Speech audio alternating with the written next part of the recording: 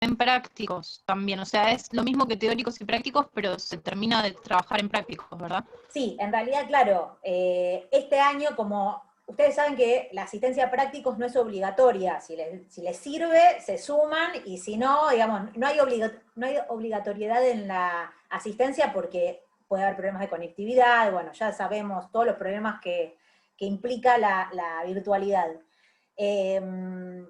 Entonces, por eso lo que se decidió es que siempre los prácticos siguen por eso nosotros vemos todo una semana después. Los prácticos siguen el temario de los teóricos, o sea, la idea, a veces hay otras cursadas que no, que se ven cosas diferentes en los prácticos, pero justamente por esta cuestión de que ahí puede haber problemas con la asistencia, etcétera, etcétera, la idea siempre en los prácticos es reforzar, ampliar, ¿no?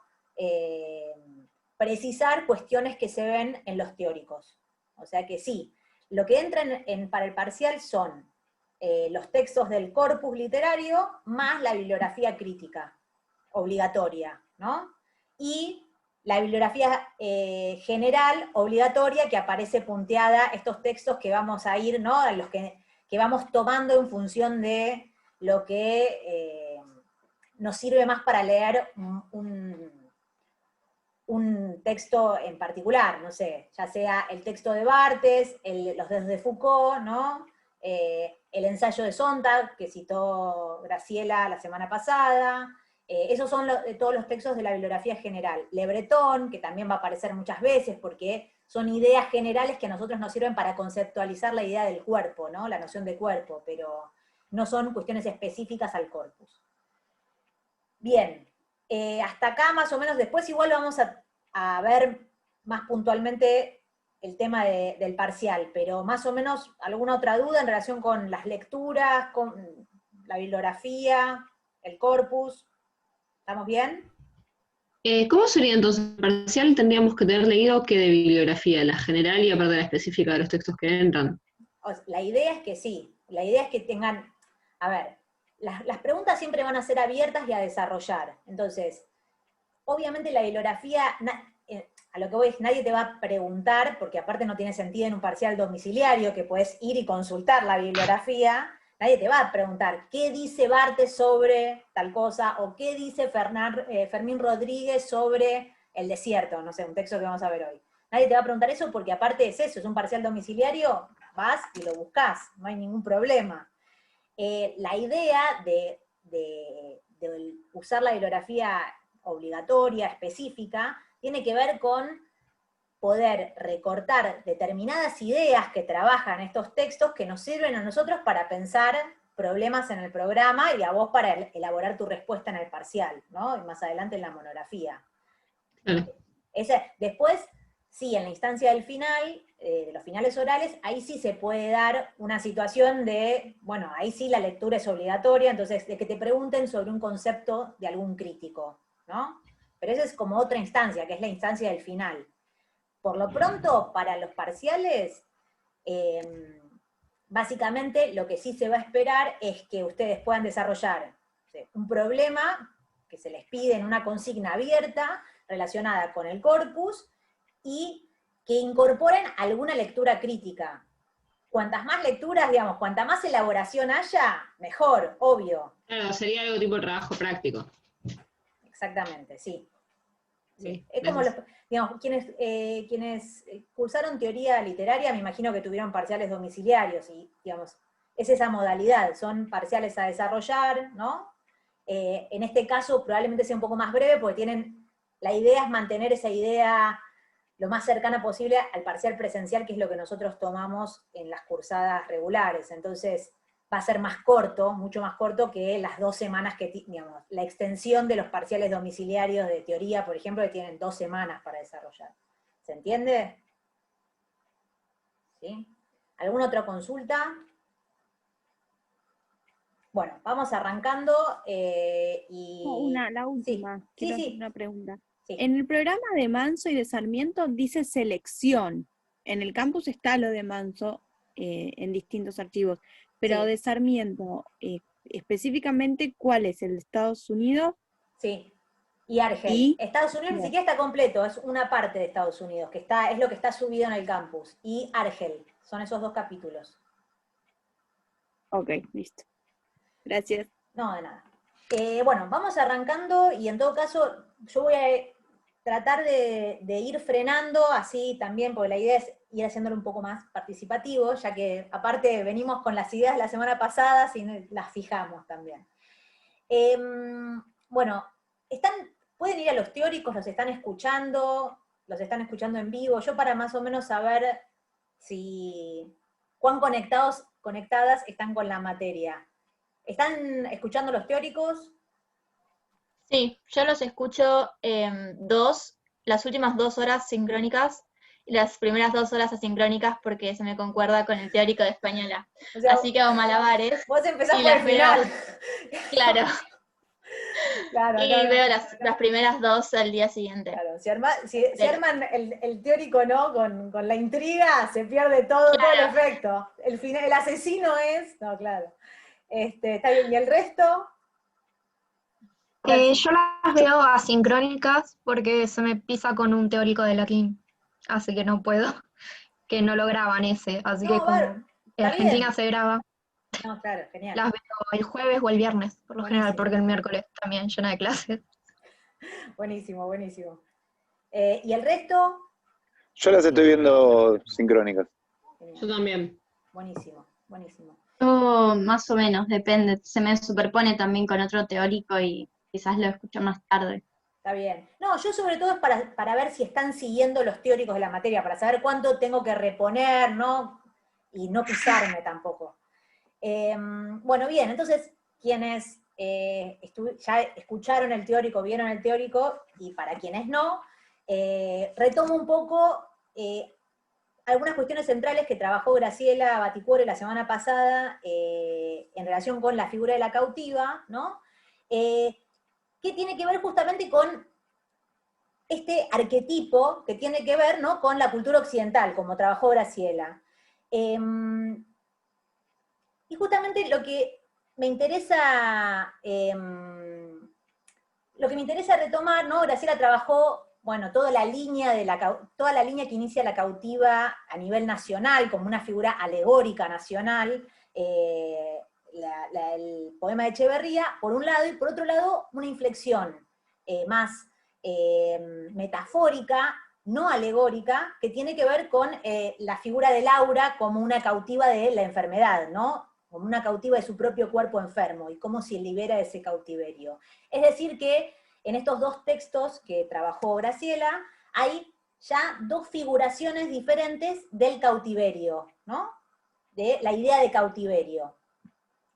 Al mismo tiempo, Graciela marcó una idea que me parece muy interesante y que vamos a tener en cuenta durante esta clase, que tiene que ver con lo que tienen en común estos dos cautiverios, ¿no? Más allá de esta diferencia que marcó, que tiene que ver con la idea de que ambas heroínas están cautivas de un deber ser femenino, ¿no? Muy propio del siglo XIX, y que tiene que ver con el encierro y la domesticidad, ¿no? Como misiones centrales de la mujer, ¿no? Por eso el deber ser femenino de la época. Es decir que, por eso Graciela decía, bueno, María sufre un doble cautiverio, el cautiverio de los indios y el cautiverio de la honra, ¿no? De ese deber ser que le imputa en algún punto, le remarca a Brian cuando le dice, ya no eres digna de mí, ¿no? Y esa honra también esta idea de la domesticidad y de la virtud, la preservación de la virtud femenina, también está implícita en Laura, en justamente la metáfora de la casa como encierro, la familia como encierro, ¿no? El lugar donde se enferma Laura, ¿no? En el momento en que Laura está mucho tiempo con la familia, se enferma de nuevo, ¿no? Y tiene que huir. Y también, vamos a ver un poco más en detalle, esperemos llegar con el tiempo, también en la única situación realmente de riesgo que vive Laura, que es en Iquitos, ¿no? Hacia el final del recorrido. Que ahí sí hay un peligro explícito sobre su honra, justamente. Entonces, justamente me interesaba a partir de esta idea, para pensar en esta clase con ustedes, un poco más en detalle cómo se configura estos cuerpos de estas dos cautivas, y qué nos dicen en todo caso de la literatura de la época y de la cultura, ¿no? De dos épocas muy distintas, porque La cautiva fue publicada en 1837 y Peregrinaciones de un alma triste en 1876, o sea, hay muchos años de diferencia entre estos dos textos, ¿no? Entonces, vamos a ir pensando estas dos figuraciones, específicamente cómo son estos cuerpos cautivos, tomando dos puntos en común que sí tienen, me parece, o que sí atraviesan los dos textos, ¿no? Que los vamos a tener en la cabeza. Uno es la relación del cuerpo con el espacio, en los dos casos, ¿no? Y los dos textos lo que presentan son estos cuerpos cautivos a la intemperie, ¿no? En diferentes paisajes, ¿no? En el caso de María es la pampa, en el caso de Laura va atravesando diferentes paisajes. Pero esta idea, ¿no? De el cuerpo a la intemperie, en un espacio que retrata la naturaleza americana, una naturaleza local, original y sublime, ¿no? Un paisaje sublime. Y por otro lado, entonces, por un lado el espacio, y por otro lado, y el cuerpo en ese espacio, ¿no? Y por otro lado, el modo en que estos dos cuerpos cautivos están representados de un modo idealizado y desmaterializado en ese espacio, ¿no? Importan más las almas de María y de Laura que sus cuerpos. De hecho, bueno, desde el título, ¿no? Peregrinaciones de un alma triste se llama el texto. Importa más el alma de Laura que el cuerpo en algún punto. O el cuerpo es la prisión del alma, que ese es un típico, ¿no? Un tópico muy común de la literatura occidental. Y marco estas dos dimensiones, ¿no? El cuerpo y el espacio, porque, bueno, sin duda aparecen estas dos nociones fundamentales del romanticismo que trabajó Graciela en clase, que un poco vimos la clase pasada nosotros acá, que tiene que ver por un lado con lo sublime, el sentimiento de lo sublime, y por otro lado con el color local, la atención a lo original de nuestra literatura y de nuestro espacio, ¿no? Que son estos dos pilares de la sensibilidad romántica. Esto es como una presentación de estos dos textos de dos escritores que son efectivamente románticos, diríamos, porque tanto Echeverría como Gorriti adscribieron al romanticismo en diferentes épocas, como decía, porque a diferencia de Echeverría, que murió muy joven, Gorriti nació en el 16, siempre hay controversia, creo que es el 16 y 18, siempre hay controversia sobre la fecha de nacimiento de Gorriti. Y murió en el 92, o sea que recorrió todo el siglo XIX, y siguió, digamos, siempre escribió, siempre respondió a la sensibilidad romántica con diferentes gestos hacia otras estéticas que vamos a ver más adelante cuando veamos lo íntimo, pero siempre tuvo una sensibilidad romántica, y escribió dentro del paradigma del romanticismo, incluso en los 70, esto es lo que quiero decir, cuando se están abriendo otras líneas estéticas y se están discutiendo otras cuestiones en la literatura. Por eso se da, el romanticismo, piensen que, digamos, es lo nuevo y lo moderno, como decía Graciela, en los años 30, pero después se extiende durante décadas en la Argentina. En Europa también, pero en la Argentina aparte se posterga porque en el medio está toda la cuestión política, toda la falta de autonomía de la literatura, digamos, son todas discusiones y debates que recién se empiezan a desarrollar fuertemente en los 80 en la Argentina. Entonces el romanticismo como que ocupa todas esas décadas, ¿no? Con diferentes inflexiones. Por eso, digo, tanto Echeverría como Gorriti, con tantas décadas de por medio, son los dos románticos a su manera. Que sean los dos románticos no quiere decir que desarrollen de la misma forma el romanticismo, ¿no?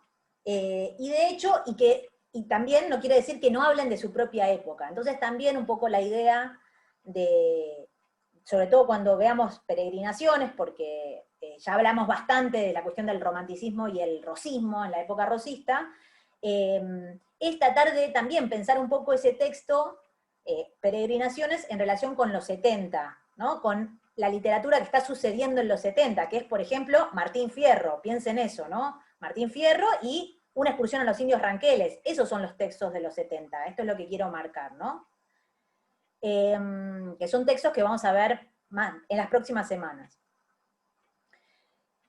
Bien, entonces, esto como panorama general. Vamos, entonces, me gustaría ir un poco a los textos, a arrancar con los textos. Esperen que tengo el chat acá, bien. Acá. Entonces, me gustaría arrancar, ustedes me ven, ¿no? Acá, esperen, no puedo. No. Acá, a ver, esperen, estoy tratando de ponerlos, de cambiar la, a ver, no, no, perdón, ya voy, ya está. Los tengo acá en la columna del costado y estaba tratando de ponerlos de otra forma para ver más caras, pero no puedo. Así que vamos a dejarlo así. Bueno, me gustaría arrancar con justamente El desierto, que es la primera parte del poema, con una parte que no leyó Graciela, ¿no? Porque justamente esta primera parte la trabajó Graciela bastante en teóricos. Quienes no vieron el teórico, les recomiendo que lo vean, porque da muchas precisiones Graciela sobre la construcción del yo romántico, la construcción del poeta como genio, digamos, todas cuestiones que son muy importantes para pensar la cautiva y el periodo, ¿no? Fuera de los primeros versos del poema, que son muy conocidos, me gustaría centrarnos en los siguientes versos de esta primera parte, en los que se describe la pampa, ¿no? O el desierto, como lo llama Echeverría. Dice: el aura moviendo apenas sus alas de aromas llenas, entre la yerba bullía del campo que parecía como un piel a gondear, y la tierra, contemplando del astro rey la partida, callaba, manifestando como en una despedida en su semblante pesar. Solo a ratos altanero relinchaba un bruto fiero, aquí o allá en la campaña. Bramaba un toro de saña, rugía un tigre feroz, o las nubes contemplando, como extático y gozoso, el yajá de cuando en cuando turbaba el mudo reposo con su fatídica voz. Se puso el sol, parecía que el vasto horizonte ardía. La silenciosa llanura fue quedando más oscura, más pardo el cielo, y en él, con luz trémula, brillaba una que otra estrella, y luego a los ojos se ocultaba como vacilante fuego en soberbio chapitel. El crepúsculo, entre tanto, con su claroscuro manto, veló la tierra. Una faja negra como una mortaja, el horizonte cubrió, mientras la noche bajando, lenta venía la calma, que contempla suspirando, inquieta a veces el alma, con el silencio reinó.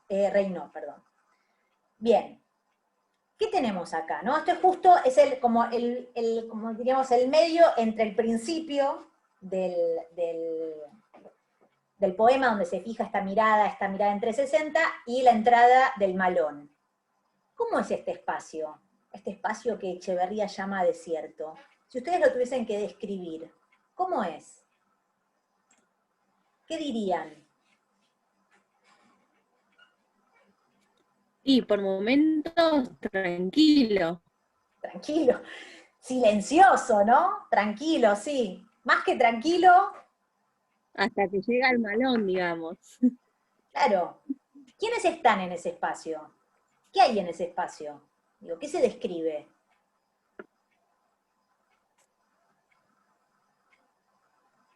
Vale todo. Lo natural. Lo natural. ¿Qué hay? ¿Qué es lo natural? ¿Cómo se da cuenta de esa naturaleza sublime? Un chajá, ¿no? Un pájaro. Un chajá, exactamente. Bueno, siempre aparece la típica nota al pie de la cautiva, es chajá, ave autóctona de la Pampa, claro, ¿no? Como que es una forma de nacionalizar ese paisaje. Sí. Menciona varias a lo largo del poema. Hay varias aves que menciona. También la vastedad, pensaba yo, como que es un lugar vasto. Exactamente. O sea, el vasto horizonte, digo, eso, bien, como...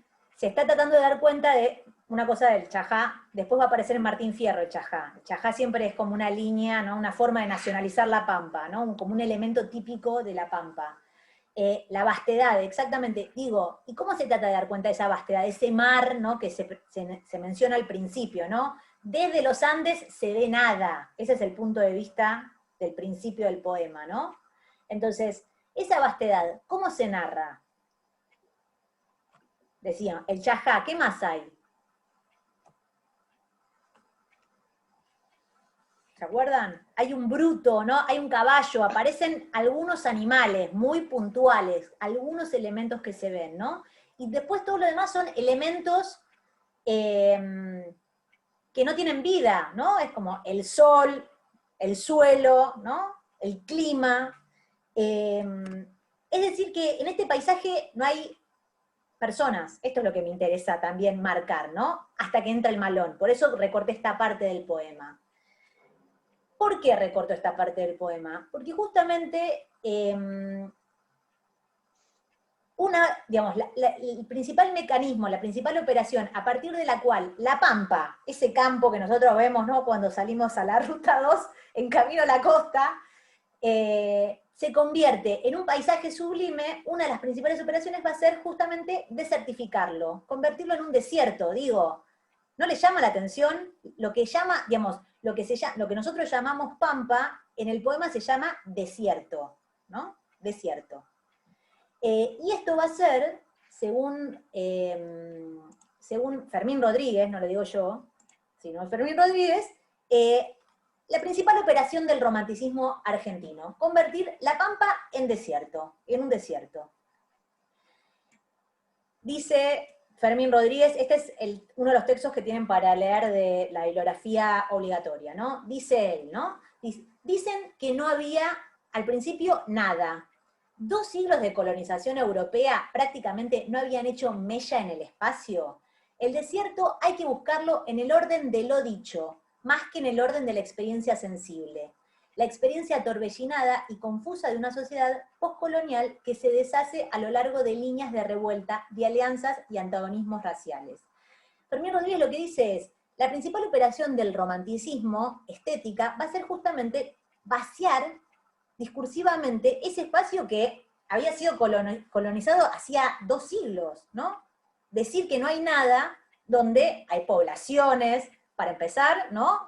Las poblaciones originarias, los pueblos originarios, pero también los pequeños asentamientos coloniales, ¿no? ¿Cómo abre el Facundo? De una forma muy similar. Sarmiento huyendo del desierto, ¿no? Atravesado por la violencia política, escribiendo solo en el desierto, en la piedra, ¿no? De nuevo esta idea de desierto y de vacío, no hay nada.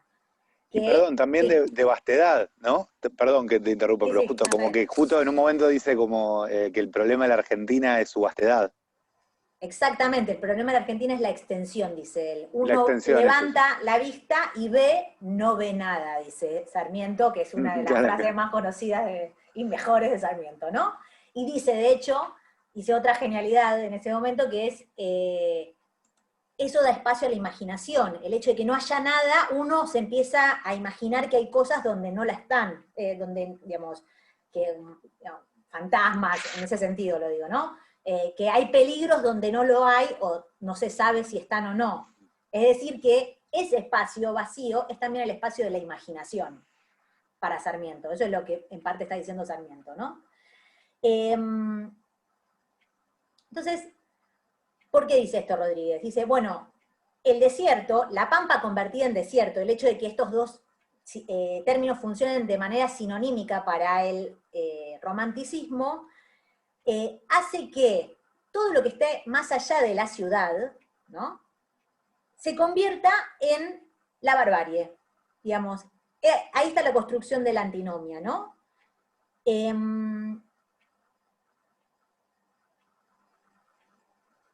Y va a convertir ese espacio, esa pampa desierto, en un espacio de doble valor. Por un lado, es un territorio económicamente explotable, ¿no? Eso es algo que ven, quienes ven ese espacio, ¿no?, la pampa, como algo explotable económicamente, son los viajeros ingleses.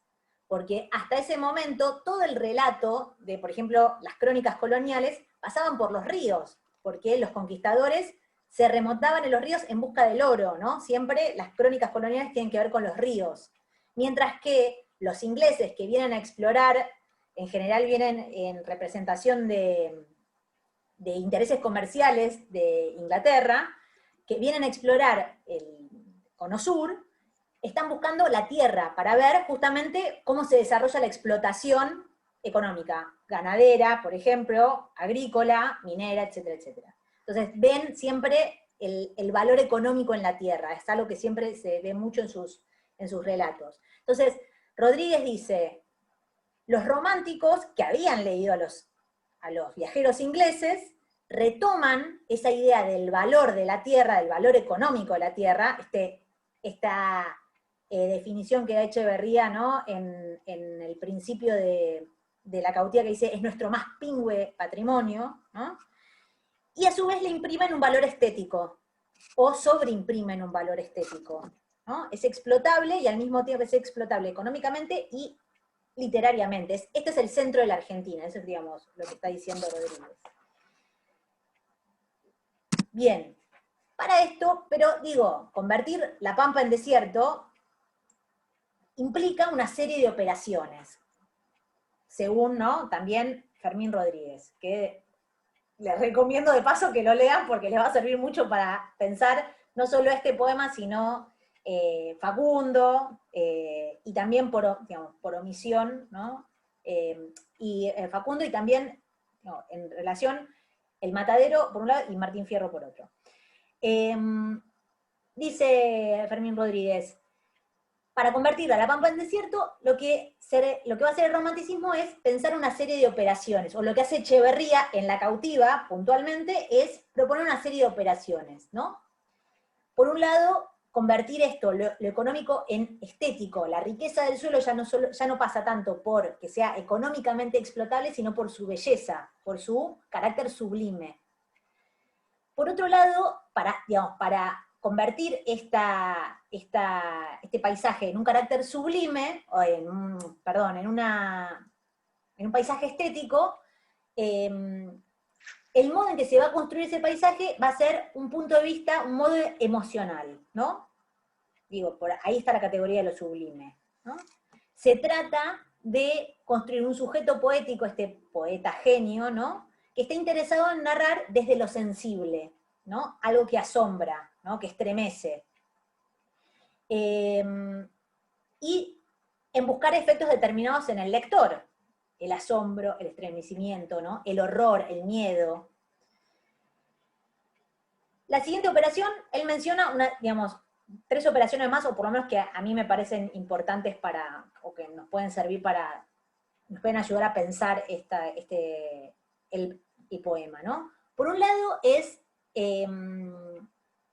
un proceso de territorialización, dice él, en este nada, ¿no? Esta nada que hay, esto que decía, que marcaba Pierre, ¿no? Que dice Sarmiento, uno está en el desierto y no ve nada. Justamente lo que va a tratar de establecer la mirada desde el principio en el poema es un límite, ¿no? De los Andes hasta el mar. Ese es el límite que traza, ¿no? El límite del territorio que traza el poema. Y dice Fermín Rodríguez, ese límite que establece el punto de vista es lo que va a permitir totalizar en el espacio.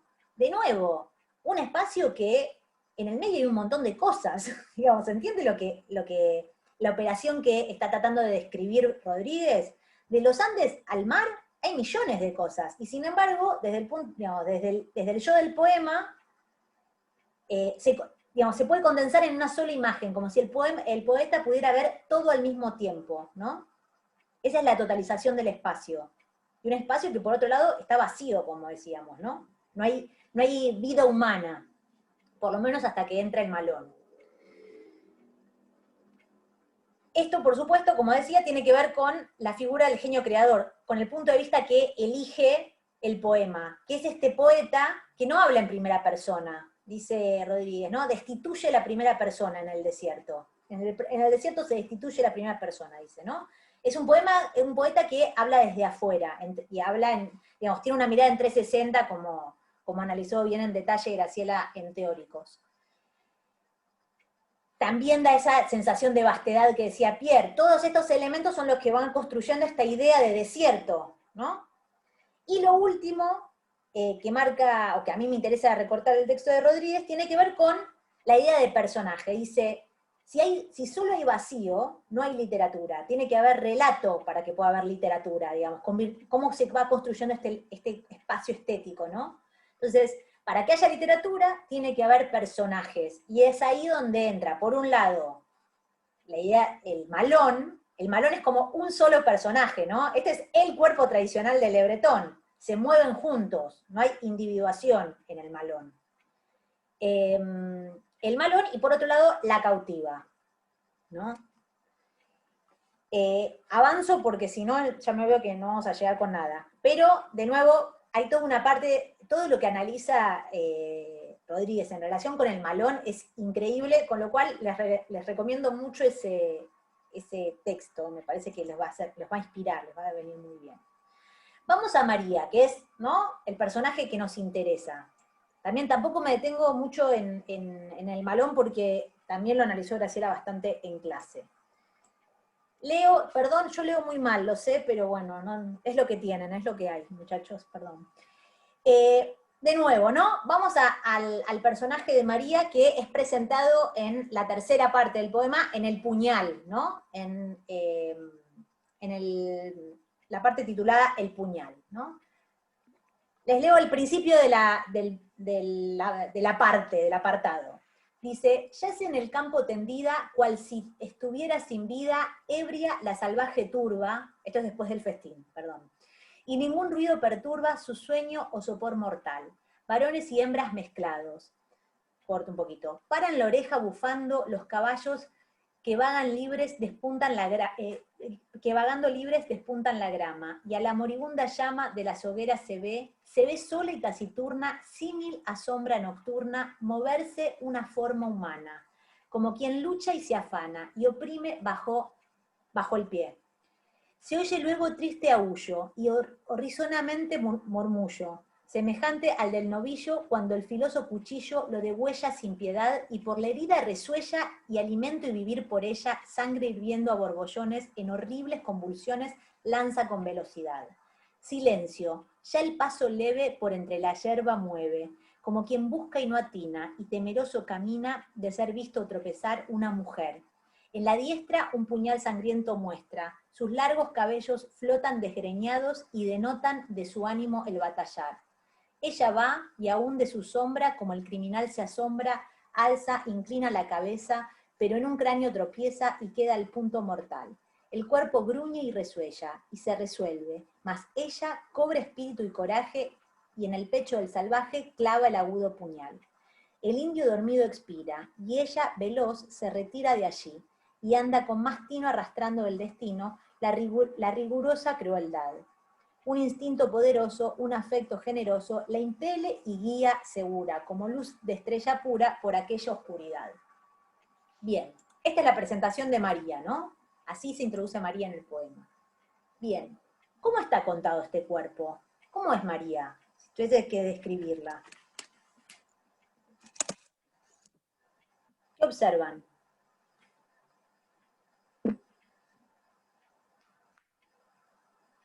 ¿Cómo aparece? Y está decidida. Está decidida, sí. A mí lo que me llamó la atención es siempre la cuestión del puñal.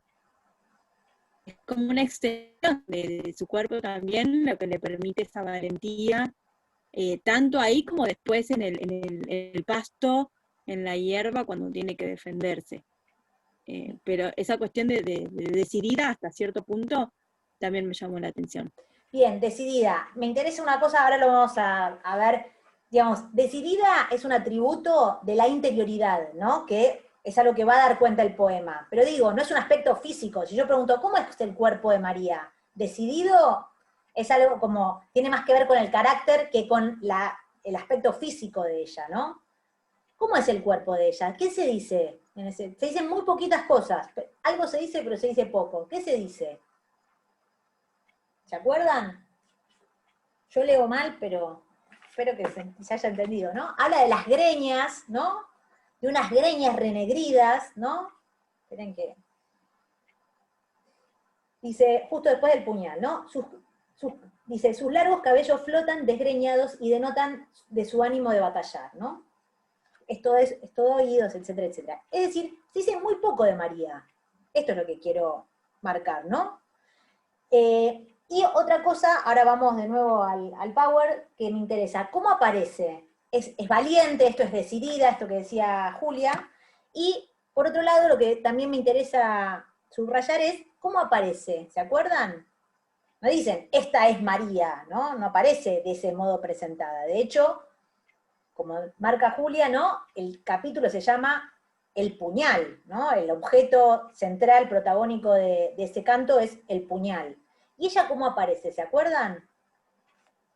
Una figura humana, dice. Una figura humana, una sombra, dice, de hecho. Esperen que vamos para atrás. Dice, acá, dice, símil a sombra nocturna, moverse una forma humana, ¿no? El poema empieza con una mirada de nuevo panorámica, yace en el campo tendida, cual si estuviera sin vida, ebria, la salvaje turba. Eso es el grupo de indios después del festín, que están borrachos, dormidos, ¿no? Todos entremezclados, produciendo de nuevo una imagen horrorosa, justamente, dice, yace en el campo, ahí está, bueno. Está en el límite entre la vida y la muerte, dice Melina, exactamente, está en el límite entre la vida y la muerte. Y sale, ¿no? Emerge de esa masa de cuerpos, ¿no? Esperen que... acá... Como en Facundo, ¿o no, profe? ¿En qué sentido como en Facundo? Cuando empieza y dice sombra terrible de Facundo, bueno, no me acuerdo, pero algo así. Sí, en el sentido de que de nuevo es una sombra, es decir, digamos, tiene que ver con la espiritualización de ese cuerpo, está desmaterializado ese cuerpo, esto es lo que me interesa, ¿no? Después Facundo, Sarmiento va a hacer otra cosa con el cuerpo de Facundo, porque después lo va a presentar en todas sus características corporales, ¿no? Desde la ciencia, desde el arte, como veían en el retrato del capítulo 5. Pero justamente, por eso lo del sueño en la oscuridad, dice Melina. Ha sido ultrajada. Sí, para mí no, porque acá Melina está escribiendo, para mí María no es ultrajada, y justamente por eso mantiene su espiritualidad, si bien, ¿no? Todo esto que trabajó Graciela en relación con la cuestión de la violación, ¿no? Que es algo que sobrevuela todo el tiempo el poema, y efectivamente, para mí, al revés, María se construye en contraste con con ese ultraje, se defiende con el puñal del ultraje, de la violencia sexual, ¿no? Y esto es lo que la preserva como personaje sublime, para mí, ¿no? Por lo menos en mi lectura del poema. Esperen que acá... El ultraje no necesita... No, claramente, pero ahora vamos a un poco más, avanzamos un poco más. Entonces, Fermín Rodríguez la define justamente, dice, de una vida desnaturalizada, arrancada del caos de materia descompuesta. La materia descompuesta es el malón, ¿no? El festín, estos cuerpos entrelazados, donde se mezcla la vida y la muerte, el cuerpo se convierte en carne, la sangre, los fluidos, ¿no? Algo muy parecido a El Matadero, de hecho, pero trabajado de otra manera. De esta, justamente, vida desnaturalizada, arrancada del caos de materia descompuesta, donde los elementos están en guerra con los cuerpos, surge María, ¿no?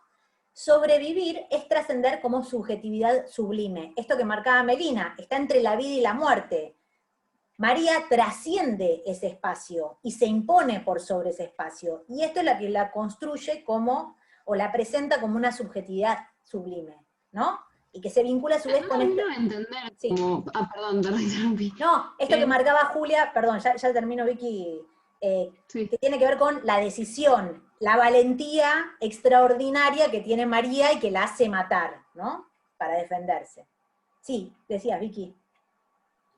Perdón, pensé que habías terminado y justo seguiste hablando. No termino de entender lo de la subjetividad sublime. Me acuerdo cuando analizamos otro de los textos que tenía que ver como con un contrapunto, no termino de estar muy claro. Bueno, Graciela lo definió bastante, trabajó bastante con la categoría en teóricos. Por lo general, lo sublime va a tener que ver con un sentimiento que conmueve. Eso es como el primer elemento que tiene que ver con lo sublime. Y por otro lado, siempre se va a tener que ver con lo inmaterial, o sea, con el espíritu, en oposición a justamente la materialidad y lo grotesco, por ejemplo. Por eso siempre se dice que lo sublime es la contraposición a lo grotesco, ¿no? Por lo general, en el romanticismo, el modo en que se trabaja lo sublime va a tener que ver con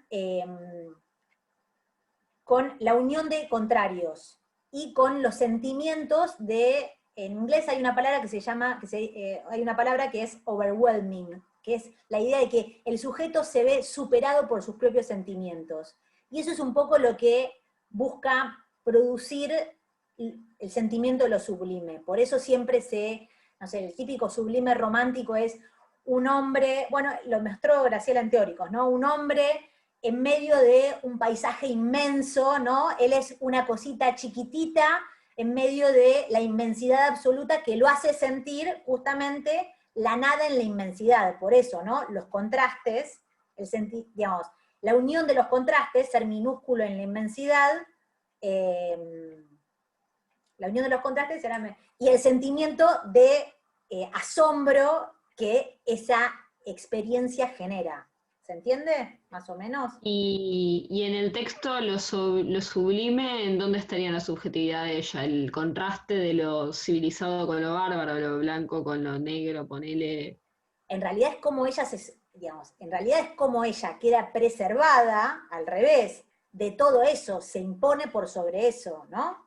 Lo primero que se presenta en el poema es esta pampa, ¿no? Completamente, justamente desierta, ¿no? Grandiosa y desierta. En esa pampa aparece el malón, que es lo que corta esa mirada como panorámica, panorámica y vacía.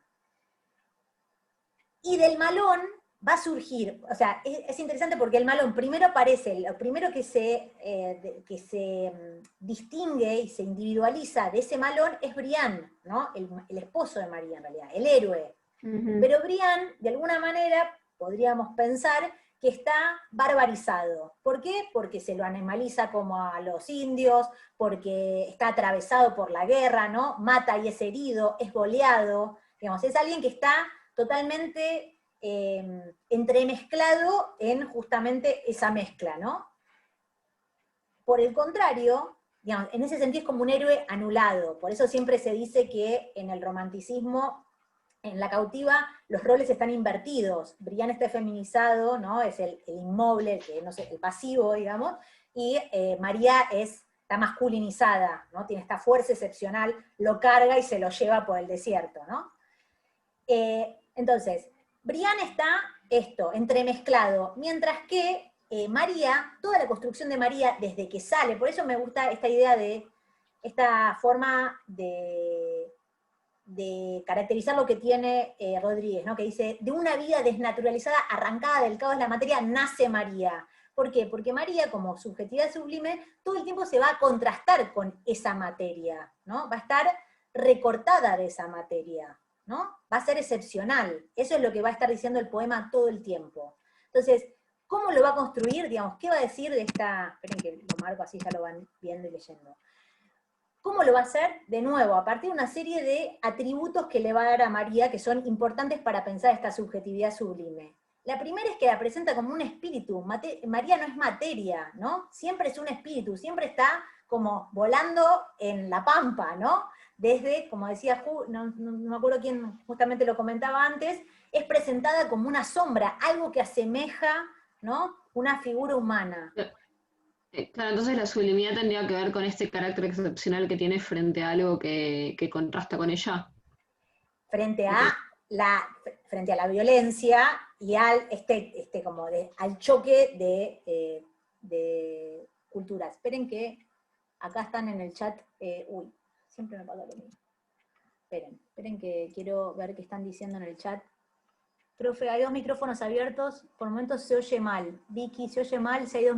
A ver, bueno, chicos, están acá diciendo que se oye mal. No sé. Cualquier cosa, cierren los micrófonos de última y ahora los volvemos a abrir. Yo porque me gusta que participen, pero si no escuchan... Ah, sí, perdón, yo para preguntar. Sí, sí, obvio. No, Ahí si lo no, tengo, eso. ahí lo- Sí, está. No.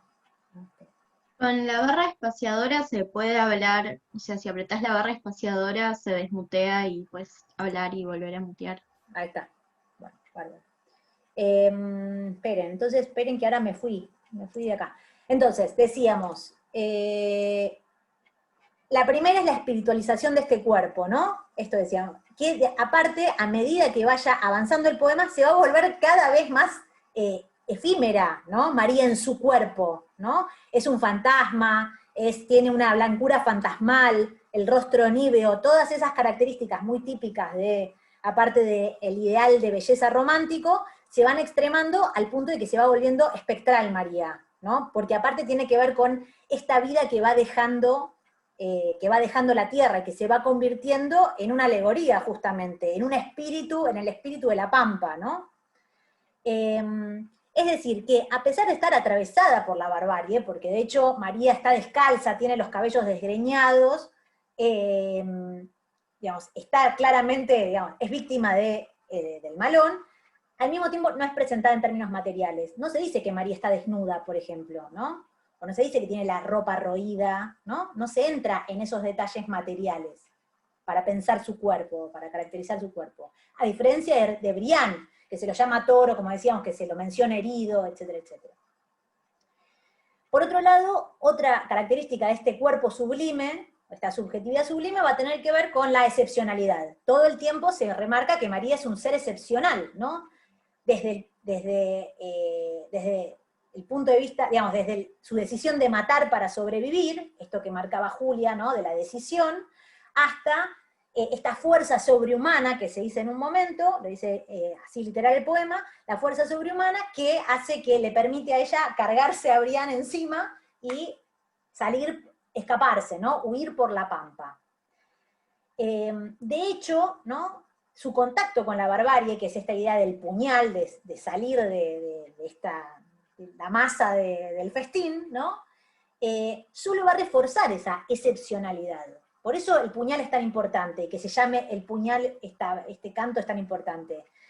Porque justamente el puñal es usado para defender su honra. Por eso decía que se marca tanto en el poema la cuestión de la honra, ¿no? Por eso esto, María, ya no eres digna de mí, soy infelice, y ella le dice, no, no he sido ultrajada por el indio, ¿no? Más allá de lo que, digamos, de cómo se puede pensar metafóricamente toda esa escena, y simbólicamente, por supuesto, el poema sí se encarga mucho de marcar que María es una excepción, digamos, es quien se recorta, y se recorta todavía más, por esta defensa encarnizada, ¿no? Que hace de su honra. De ahí sale su fuerza, incluso, ¿no? Su fuerza excepcional. Y otra cosa que a mí me interesa marcar mucho en toda esta construcción tiene que ver con, también otra cosa que aparecía ya en la presentación del personaje, que tiene que ver con la aparición de la interioridad. Mientras los indios son pura exterioridad y pura materialidad, ¿no? Solo se ven fragmentos de cuerpos, ¿no? En María empieza a aparecer el sentimiento, ¿no?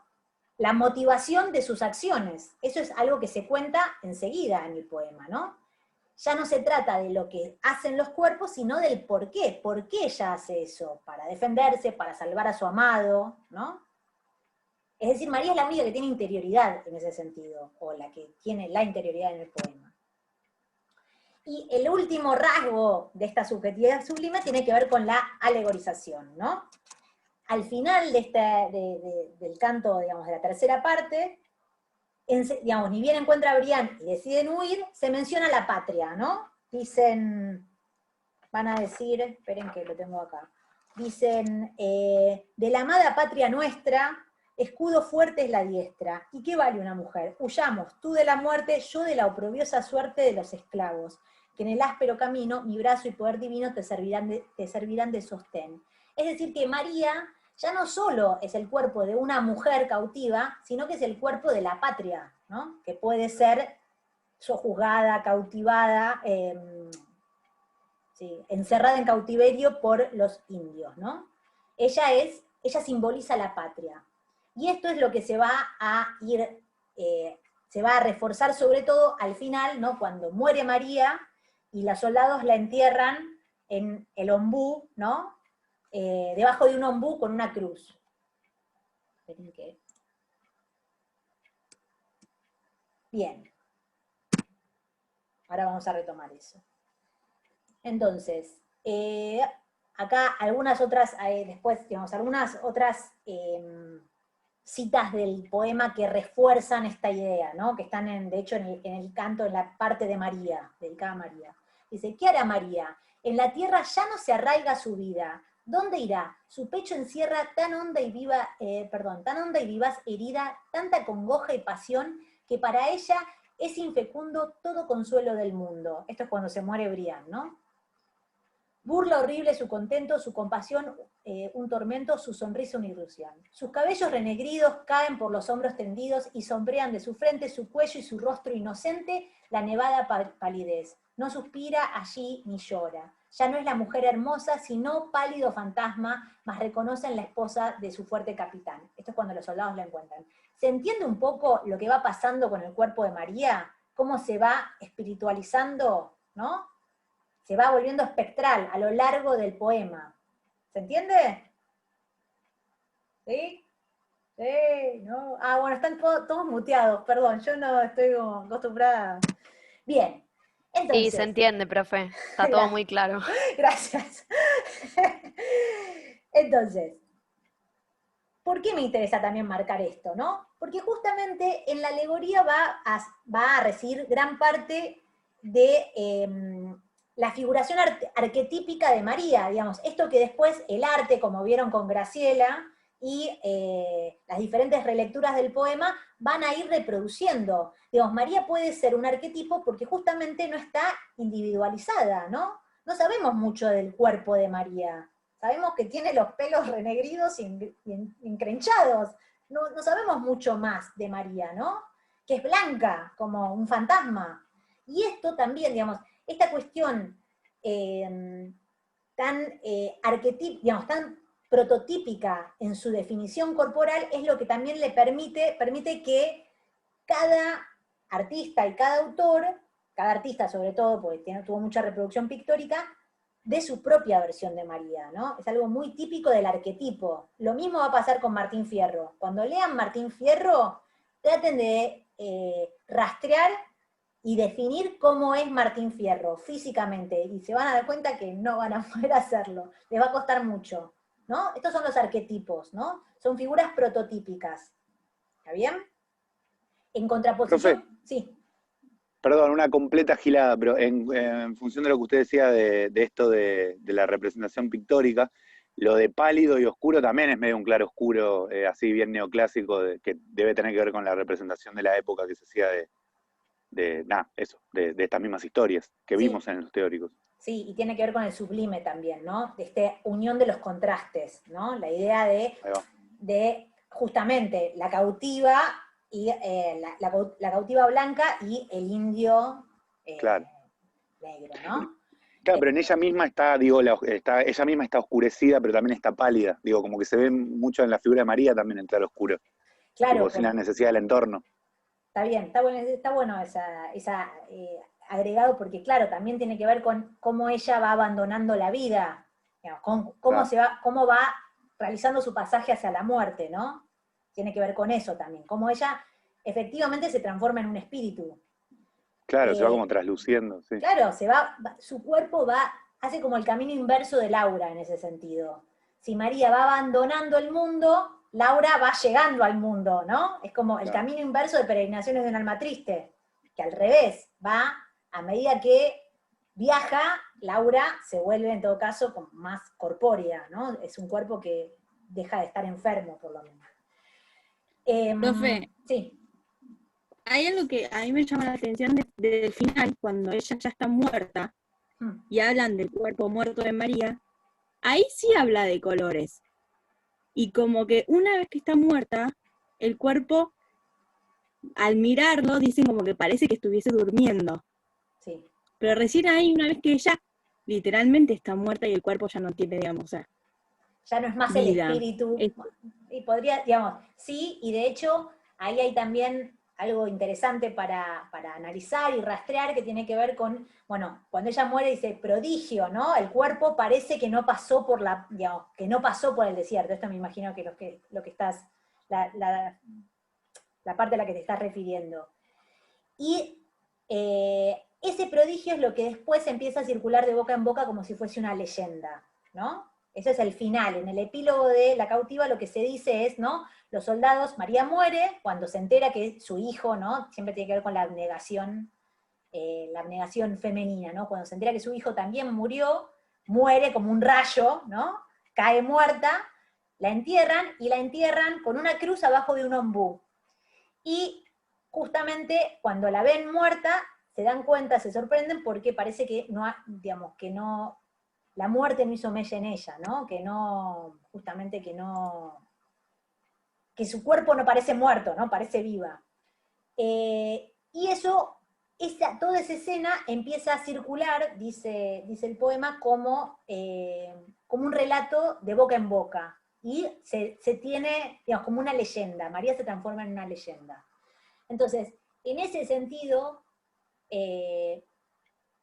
Alejandra Laera, que es el otro trabajo que tienen para leer ustedes de bibliografía obligatoria para esta unidad, justamente marca como ese momento, como el momento del pasaje del arquetipo, ¿no? De esta figura que representa la nación, a la leyenda, dice ella, que ubica la figura de la cautiva en el pasado, ¿no? María deja de representar a la nación para pasar a formar parte de una historia del pasado, dice Alejandra Laera. Así que sí, gracias Julia por el comentario. Y otra cosa que es interesante de esa parte, que también está mencionado en el texto de Laera, tiene que ver con la idea de marcar el territorio, ¿no? El cuerpo donde se sepulta a María, se instala una cruz, ¿no? Entonces, la idea es justamente que ese es el lugar donde se empieza a marcar el desierto, ¿no? Tiene un efecto, es decir, que la muerte de María tiene un efecto civilizador, ¿no? Allí donde no hay nada, empieza a haber algo. Hay una cruz, un símbolo de la civilización. Porque la cruz, aparte de ser un punto de referencia, es un símbolo de la cristiandad, ¿no? En medio de la barbarie.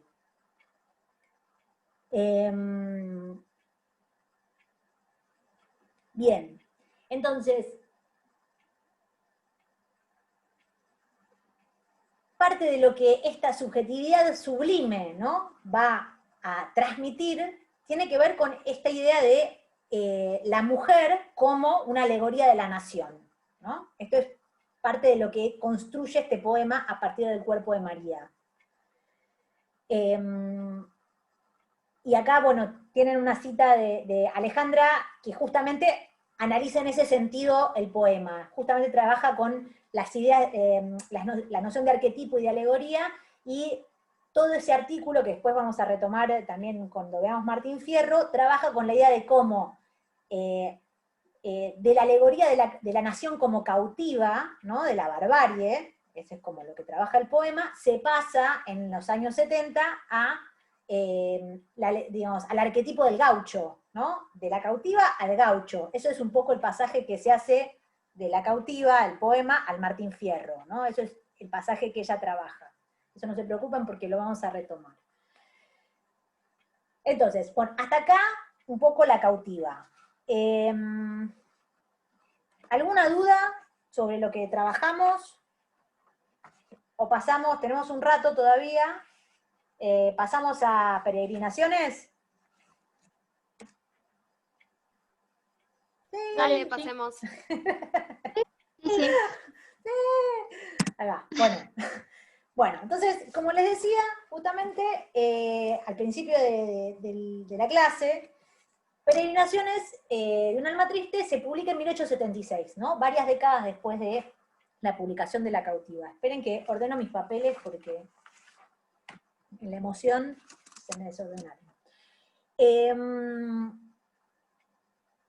Bien, y les decía, les comentaba, ¿no? Que justamente Peregrinaciones se publica en un momento en el cual se acaban de publicar hace pocos años otros textos en los cuales también van a aparecer cautivas en el sentido de cautivas de los indios, ¿no? Cautiva del indio, que es lo que aparece en el poema, como Martín Fierro, que vamos a ver en 2 semanas, y también una excursión a los indios ranqueles, donde también aparecen cautivas.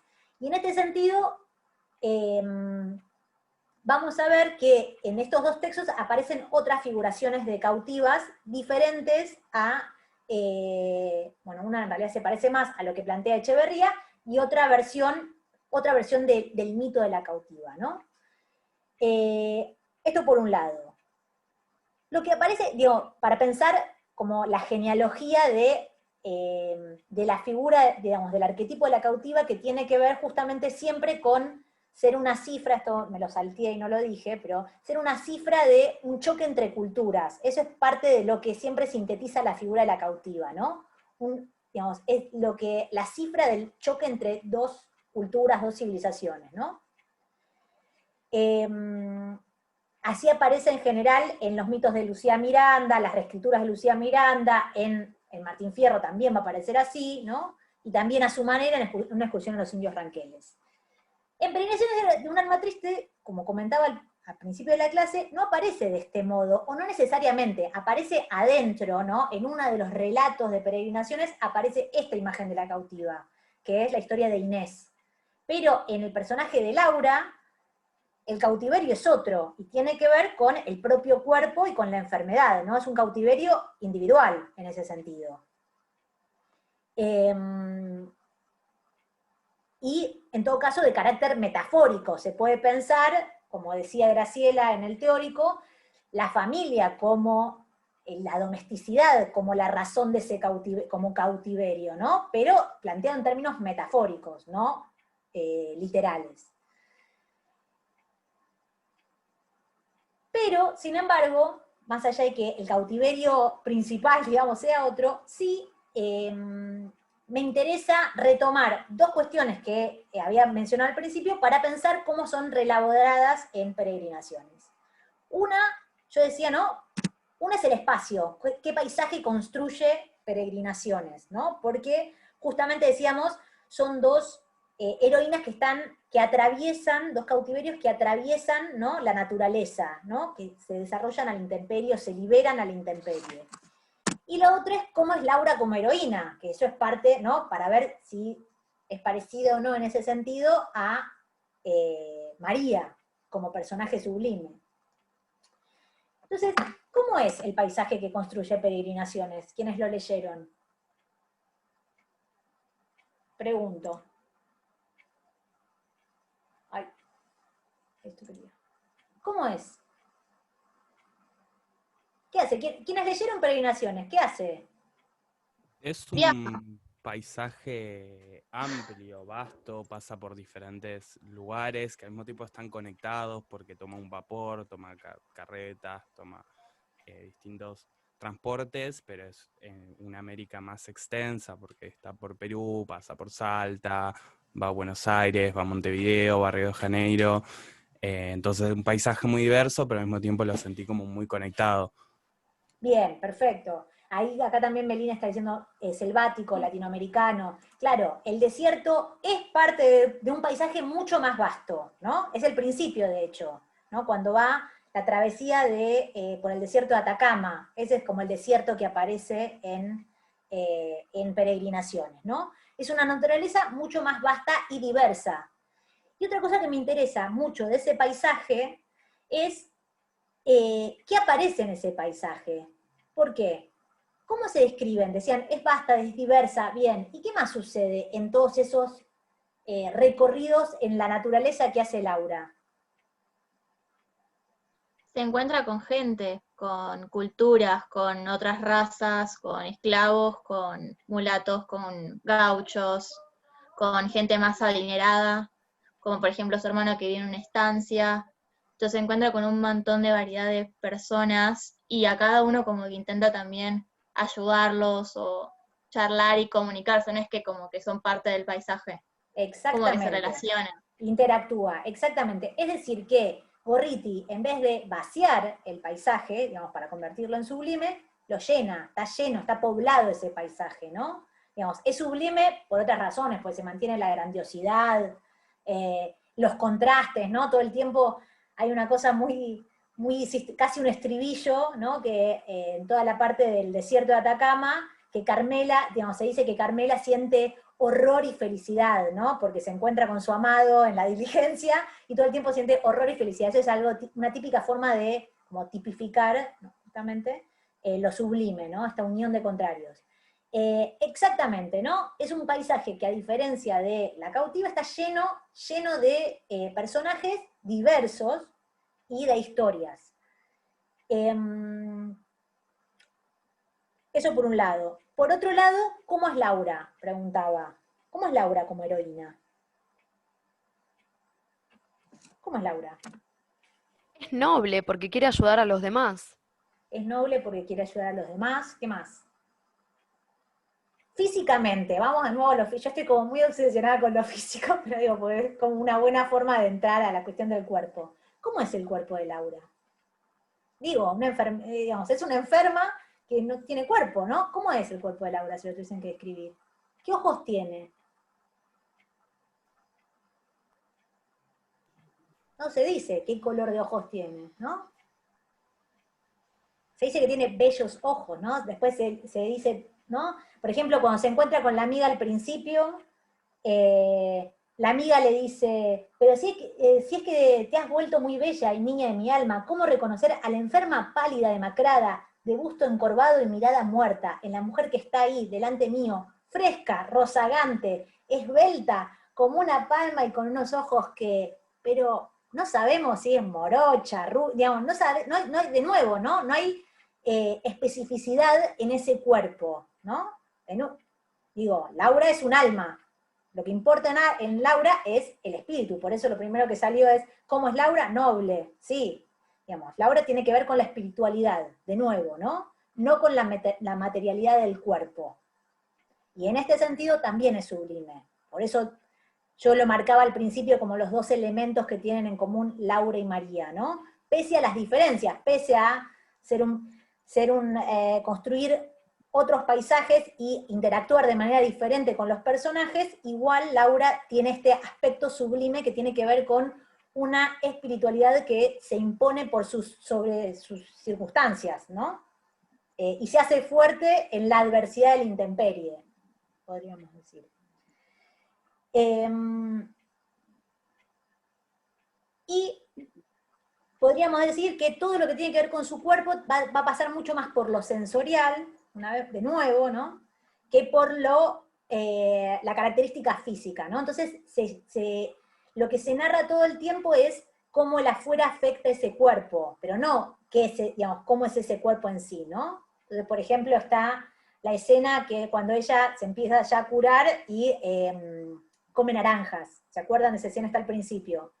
Que dice, me volvieron el apetito y el sueño, y cuando al siguiente día, delante del pisco, hube chupado el jugo de media docena de naranjas, sentí en mis venas tan suave frescor que fui a pedir al médico de a bordo recontara los 100 latidos que en la víspera había encontrado en mi pulso. Bueno, hízolo, digamos, ya no tenía fiebre, ¿no? De nuevo, chupé el frescor de la naranja. Entonces, de nuevo, se busca narrar desde lo sensorial, pero el cuerpo en sí es inmaculado, digamos, es un espíritu, no es material en el sentido físico. Y profe, perdón, respecto al cuerpo, no sé si es medio tirado de los pelos, pero es una narradora de largo aliento, digamos, está contando una historia y que está tematizado al comienzo también, que es como una Sherezade, o sea, tiene el aliento como para contar una historia larga. No lo había pensado, pero sí, también, digamos, todo, digamos, es una voz. Eso es también claro, algo que cuando lean Martín Fierro van a poder encontrar otro contrapunto. Martín Fierro también es una voz en el desierto, ¿no? Digo, pensando en como estos contrapuntos. Piensen cómo están descritos, sobre todo para encontrar como puntos de unión y de diferencia en los textos y tratar de ver a partir de esos contrapuntos qué nos quieren decir. Piensen cómo se cuentan los cuerpos en el matadero, por ejemplo, que es un texto que se publica en 1871.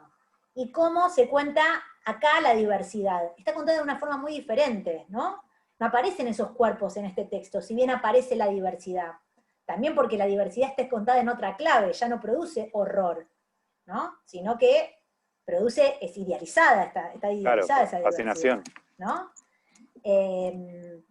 Entonces, el cuerpo de Laura, como el de María, ¿no? Es inmaterial, es excepcional, y esto va a estar muy trabajado de forma deliberada por Gorriti desde el título del relato, ¿no? Peregrinaciones de un alma triste. Todo pasa por el alma, por el espíritu y no por el cuerpo. En todo caso, el cuerpo es una cárcel del alma, que eso es algo que también va a aparecer en su diario, cuando ella sea una mujer vieja y se queje justamente de sus dolores, sus achaques, su vejez, ¿no? Su decrepitud. Lo que sí creo que se puede trazar muy bien y que puede resultarles a ustedes interesante para trabajar, por ejemplo, en relación con, esperen que acá, para trabajar con Facundo, es que lo que sí se puede rastrear es la vestimenta, ¿no? Lo que usa Laura, ¿no? También siempre pensando como en el texto de Barthes. Entonces, yo les recorté 4 momentos. Si puedo, acá.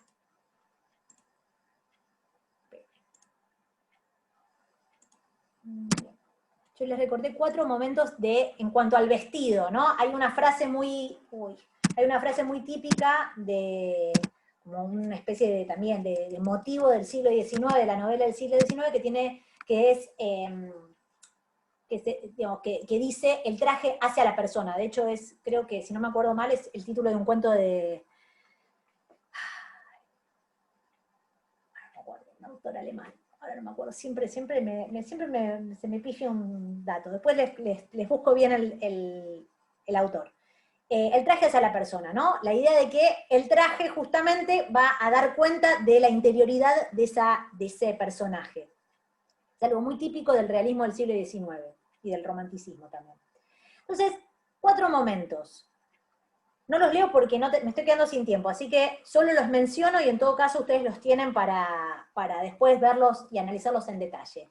El primero es la partida de Lima, ¿no? Ella, cuando está hablando con el médico, le cuenta cómo imagina que va a salir vestida, que saldría a la calle vestida. Y es efectivamente como se viste después cuando se escapa, ¿no?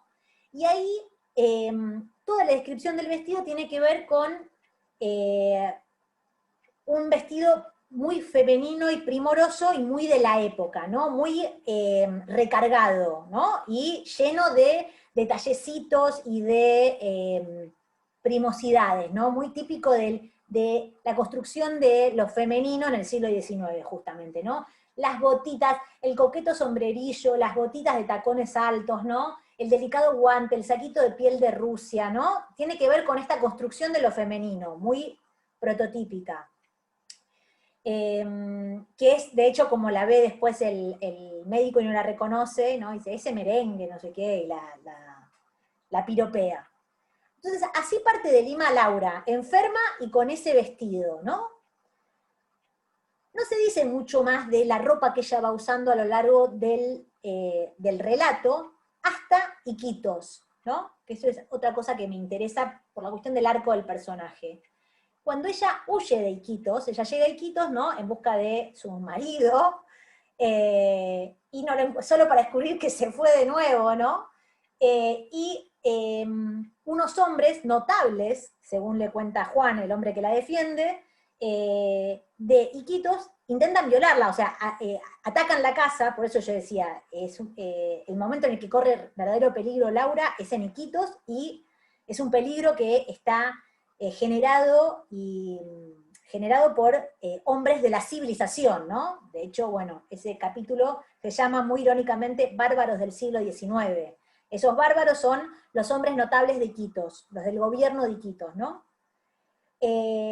Atacan la casa, Juan le dice, váyase, yo la protejo, ¿no? Y ella se escapa por la selva, y justamente ahí aparece como una versión, como una especie de croquis de su cuerpo, ¿no? Un esbozo de su cuerpo. Dice, perdida entre las tinieblas de un paisaje desconocido, vagué por la noche entera, transida de frío y de miedo, procurando en el temor de ser descubierta, ocultarme caminando a la vera de los bosques, fatigada, acá, casi exánime, mojados mis cabellos y mis ropas por el rocío de la noche. Es decir, que se va mojando, ¿no? Y se va como desposeyendo de todas estas parafernalias que tenía cuando salió de Lima. No lo dice, pero yo asumo que llega, está descalza, ¿no? Se va lastimando los pies porque está descalza, bueno, como María también está descalza al final del poema, ¿no? Y siente como los pelos, las aves le sobrevuelan, ¿no? En la cabeza, la rozan, las serpientes, siente las serpientes en el piso, etcétera, etcétera.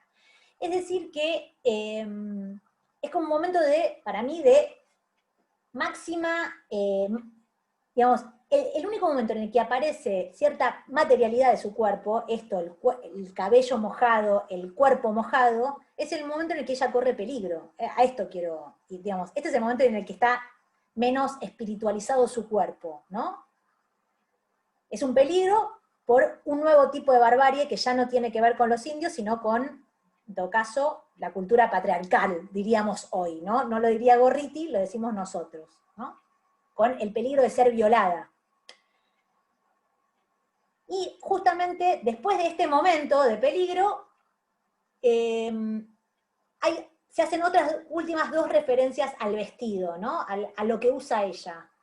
Por un lado, para ir a Moyabamba, que es el último pueblo que visita ella antes de partir a Europa, se menciona que se viste de hombre, finalmente, justamente para preservarse, por una cuestión para no correr peligro. La convencen de ir vestida de hombre, ¿no? Un pantalón de tela rayada, una blusa de lienzo azul y un gorro de vicuña, ¿no? Etcétera, etcétera.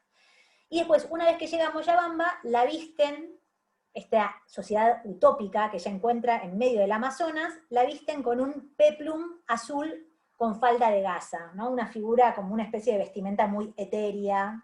Un peplum es como una especie de túnica. Entonces yo pensaba, ¿no? Un poco tratando de encontrar contrapuntos, que como la otra vez veíamos en Facundo, ¿no? Cómo sus diferentes vestidos van marcando, o sus diferentes modos de vestir van marcando las diferentes etapas de la vida de Facundo, ¿no? Como si fuese un cuerpo que cuenta una historia a través del vestido, ¿no? De la camisa de soldado que le aprieta, el atuendo federal para humillar a la ciudad, al atuendo civilizado cuando se domestica, ¿no? Y por eso como pierde su potencial bárbaro, ¿no? Acá también podemos ver a través de los vestidos de Laura un arco del personaje, el arco que recorre, el arco narrativo del personaje, ¿no? De esta mujer primorosa y enferma, encerrada por el deber ser femenino, la domesticidad, ¿no? Lo primoroso de todos esos vestidos, a el peligro que corre, viajando sola, ¿no? Ese final, ¿no? Pero sobre todo el vestido masculino, al vestido de hombre, y a esa atuendo final sencillo y etéreo, idealizado en esta sociedad que encuentra en Moyabamba, ¿no? Ese es el arco que hace el personaje. Cómo se va liberando, esto es lo que me interesa, ¿no? Cómo se va liberando de todas estas prendas que tenía al principio. Esto por un lado. Por otro lado, me estoy quedando sin tiempo. Esperen que quiero ir a mi obra de arte de PowerPoint, no puedo no mostrárselas, así que, porque es como... necesito mostrarlo. Por otro lado, decía, ¿no? Estos últimos dos capítulos son muy importantes porque es un momento en el que Gorriti va, digamos, si venía como erosionando a partir de la multiplicidad, la antinomia, esta idea de los bárbaros, los civilizados, ¿no? Que vamos ahora a retomar, en este final, estos últimos dos capítulos, eso está completamente invertido, ¿no? Los bárbaros del siglo XIX son los grandes hombres de Iquitos, y el capítulo donde se cuenta esta vida democrática de Moyabamba, donde donde digamos, ¿cómo se llaman? Los señores y los sirvientes festejan todos juntos en armonía y democracia, se llama Costumbres Primitivas, ¿no? Entonces, ahí, en esos dos títulos, hay un gesto irónico, por supuesto, ¿no? Y una crítica de Gorriti hacia justamente esta mirada, si se quiere, cristalizada en relación con la civilización y la barbarie. Es decir que Gorriti desestabiliza la antinomia, ¿no? No solo la desestabiliza a partir de estos gestos que veíamos, sino que también lo va, creo, digamos, se puede decir que lo va a desestabilizar a partir de la entrada de la voz del otro. Porque, ¿no? Si nosotros nos ponemos a analizar el relato en realidad es un relato que es un entretejido de relatos, ¿no? Es un entretejido de relatos, ¿no?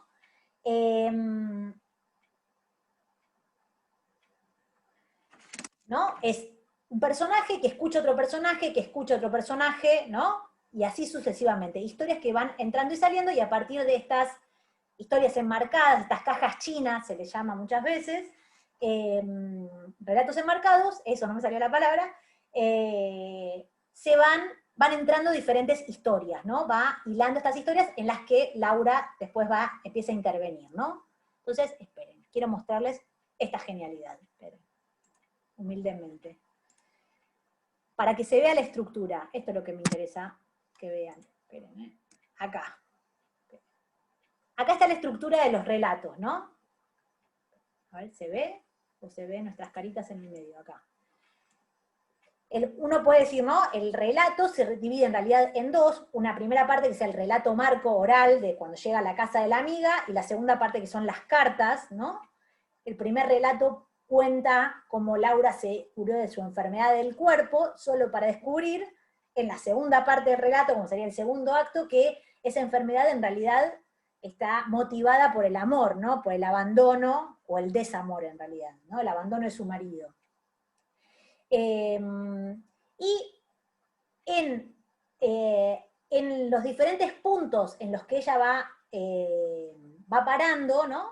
En su viaje, en su travesía, se va encontrando con diferentes personajes y diferentes historias que van contando o su propia historia o la historia de otros, ¿no? Las voces de los otros. Entonces, de Cobija a Salta se cuenta la historia de Carmela, a su vez hay un relato entreverado en esa historia que es el de Anastasia y Patricia, que le cuenta a su amiga, ¿no?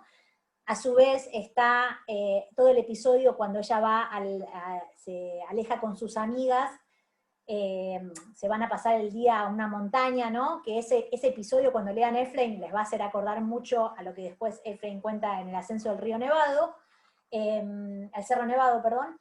Se cuenta esta especie de ataque federal, ¿no?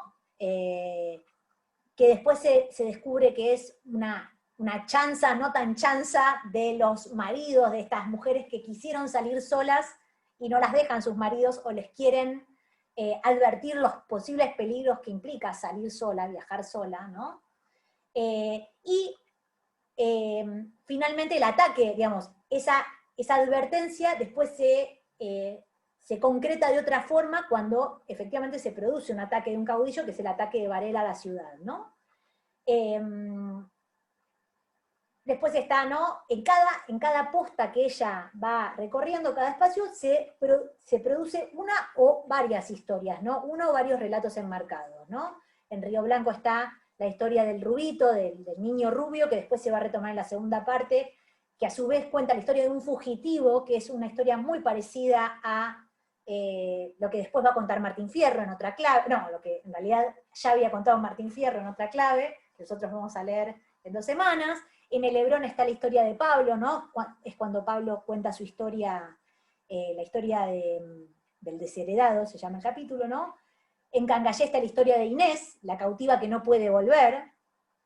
En Rosario se cuenta la historia, ¿no? La historia de la madre que perdió a su hijo, que es este rubio, el niño rubio que ella, gracias a eso, puede producir el encuentro. en Río de Janeiro está Francisca y la cautiva paraguaya, y después se producen estos últimos tres paradas, digamos, que contaba antes, ¿no? La de Iquitos y la de Moyabamba, con lo que, digamos, el peligro que sufre Laura. Es como, bueno, esa es la parte de la historia que ella vive, ¿no?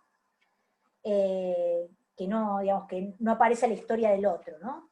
Entonces, un poco para graficarlo, lo que vemos en todas estas entradas, estos relatos enmarcados, la entrada de la voz del otro, justamente tiene que ver con relatos de cautivos, relatos de cautiverios de diferentes cautiverios, ¿no? Carmela es cautiva de una promesa de Dios, ¿no? Y está encerrada, el cautiverio pasa por la vida en el monasterio, la vida de monja. El rubio es una especie de intento fallido de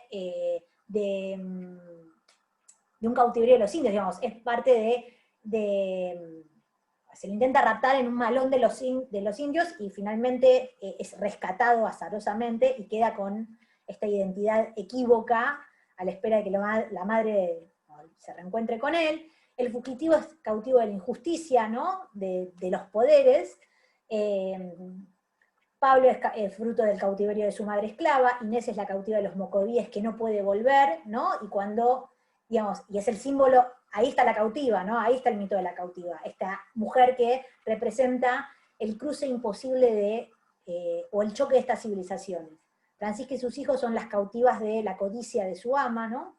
En Brasil, y la prisionera paraguaya es la cautiva de la guerra del Paraguay. Entonces, Gorriti no es la única que va a alimentarse de la oralidad de los otros. De hecho, en el Facundo aparece todo el tiempo también. Hay un artículo muy conocido de Julio Ramos que se llama La voz del otro, el saber del otro, y que justamente marca esto, cómo Sarmiento todo el tiempo recupera historias de la oralidad y las pone por escrito, digamos, hace como ese gesto de integrar, digamos, de intérprete de la barbarie, digamos, no solo de traducirla, sino de ponerla por escrito, ¿no? Pero la diferencia, me parece que la gran diferencia con sus colegas es, por un lado, lo que van a denunciar estas historias de cautiverios, ¿no? Son todas historias en las cuales sus víctimas son víctimas de las guerras, ¿no? O también de la violencia patriarcal, con diferentes matices, pero todos estos personajes son víctimas de violencias masculinas. Y cómo, ante esas violencias, las resistencias y soluciones son siempre solidarias y comunitarias, ¿no? Es Laura que da su fortuna a Francisca para que se libere a ella y a sus hijos, es Laura interviniendo para que se reencuentren la madre y el niño, ¿no? Y el rubio, es ella haciendo esta especie de impresión en arcilla para liberar a la cautiva paraguaya. Es decir que, digamos, lo que activa Laura al escuchar estas historias justamente es esto, una respuesta solidaria y comunitaria, ¿no? Y a su vez, así como ella ayuda a todos estos cautivos en los relatos, cuando ella corre peligro, también la ayudan a ella. Juan la defiende, después se encuentra con este matrimonio que es quienes la visten de hombre y para poder llegar a Moyabamba, y en Moyabamba también la reciben, la cuidan, ¿no? Y la festejan, ¿no? Comunitariamente. Ese es como, el punto de llegada es la comunidad, es esa Moyabamba, ¿no? Esa utopía. Y me parece que esta cuestión de, digamos, la forma en que se resuelven estos conflictos, tienen dos dimensiones que a mí me parecen muy importantes para pensar este relato, que tienen que ver con, por un lado, cómo lo que está en el centro de todos estos cautiverios y de todas estas historias que se cuentan, bueno, me salté una parte, pero no importa. Lo que está en el centro es lo vincular, los sentimientos, ¿no? Entonces, no es que no aparezca la política, como sucede, por ejemplo, en Facundo, o en no sé, en Amalia, que ahora en esta cruzada no la vemos, pero también aparece muy fuertemente ahí. Sino que la política aparece postergada en pos de lo vincular y lo afectivo, ¿no? La clave para narrar ya no es digamos, utilizar la literatura, lo literario, para contar la política, para digamos, justamente plantear esa denuncia política, ¿no? al estilo del Facundo, sino que lo político, digamos, que la historia melodramática resuene, que en la historia melodramática resuene el contexto político. Y menciono esto sobre todo por la mención de esta, digamos, la inclusión de esta prisionera paraguaya. Tengan en cuenta que es un momento en el que la Argentina hacía poco había terminado la guerra del Paraguay. Esperen que ahí está, estoy haciendo muchas cosas al mismo tiempo.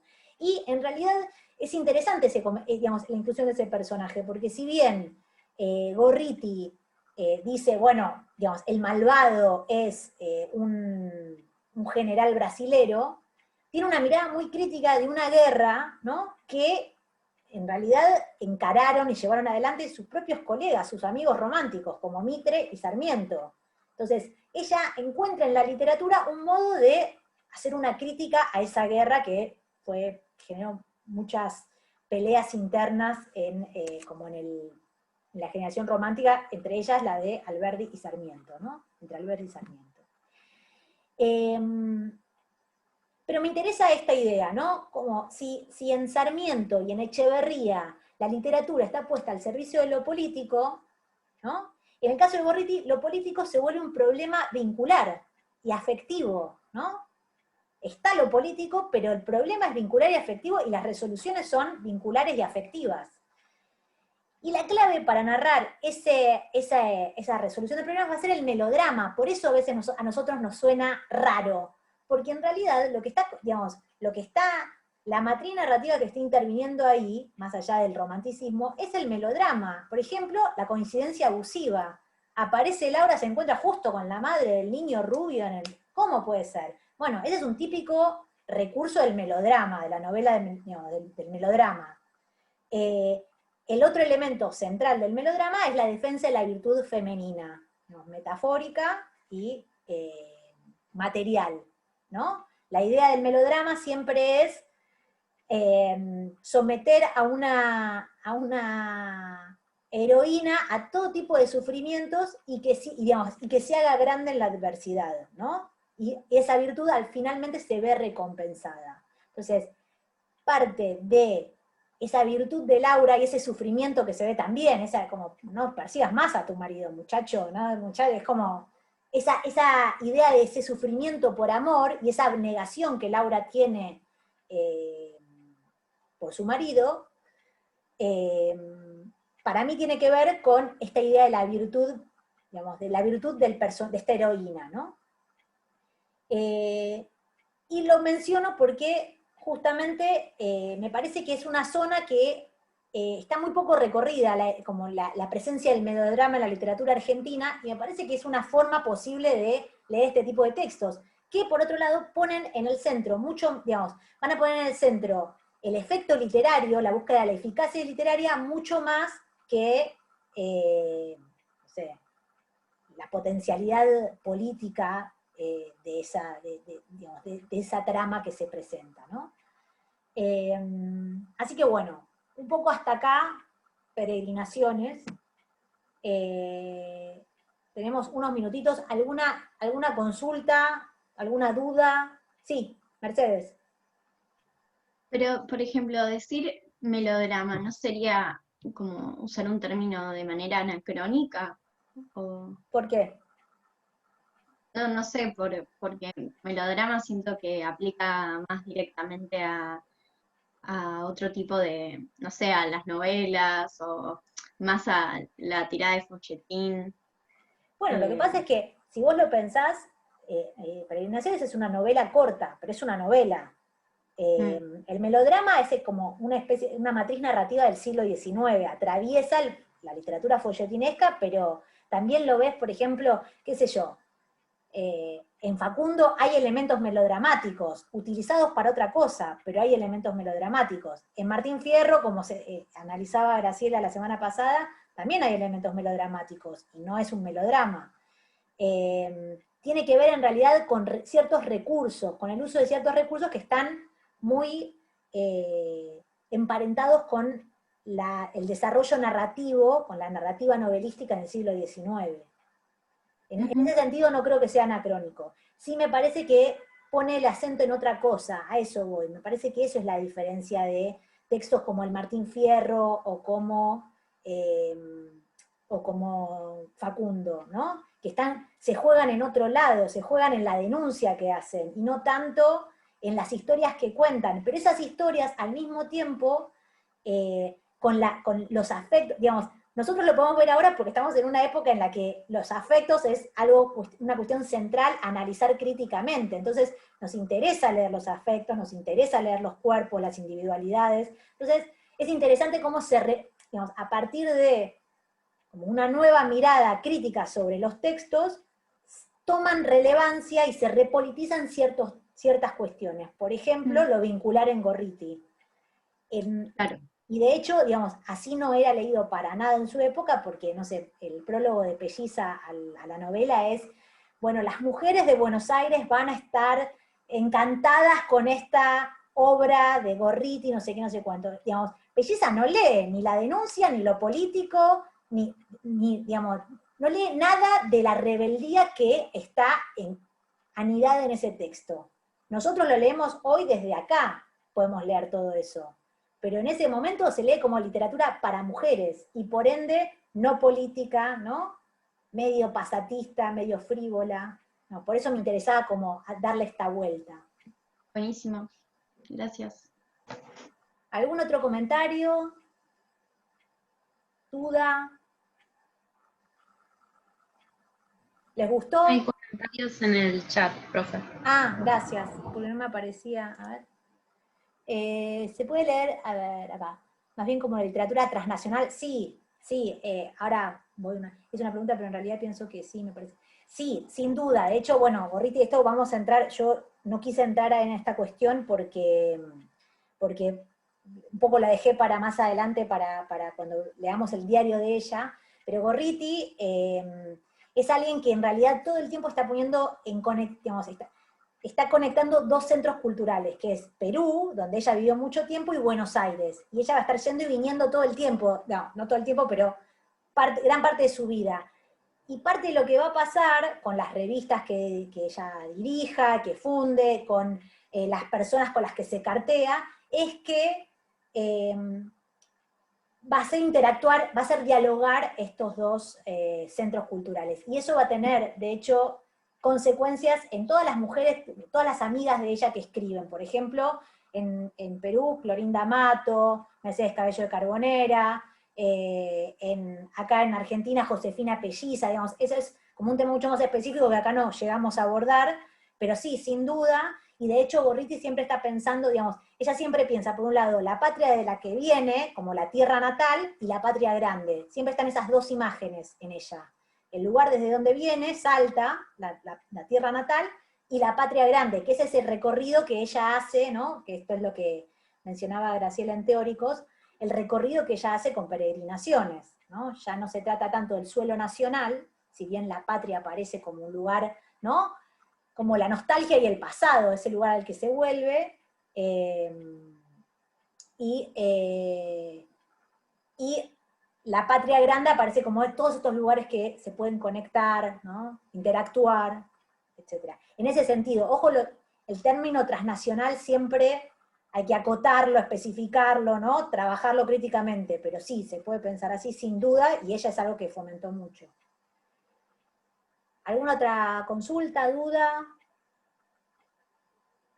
¿No? Bueno, me tengo que desconectar porque son -5, pero bueno, después les paso chat.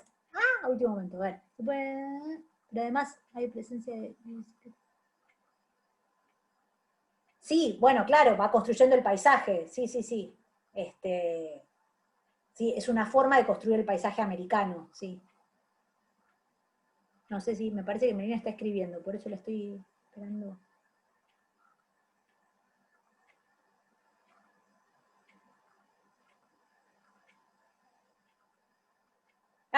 Listo. ¿No puedes conectarte, Melina? ¿No puedes activar el micrófono? Perdón, para la próxima que leemos mientras tanto. Sí, lo de Manso, la selección de Manso y la selección de Sarmiento, lo que van a ver hoy en Teóricos. Buenísimo. Que sería como la segunda parte del programa, que es Cuerpos en Viaje. Sí, Melina, decime. no podía conectarme antes, porque no sé qué pasaba cuando entraba a la clase, se conectaban video y micrófono a la vez, y eso bien. acoplaba el ruido. Está bien. Cualquier cosa, me tengo que desconectar ya porque me va a matar Graciela. Cualquier cosa igual la seguimos la semana que viene. ¿Está bien? Dale. Para la semana que viene, Manso y Sarmiento. Chao, chicos. Chao. Chao, profe. Gracias.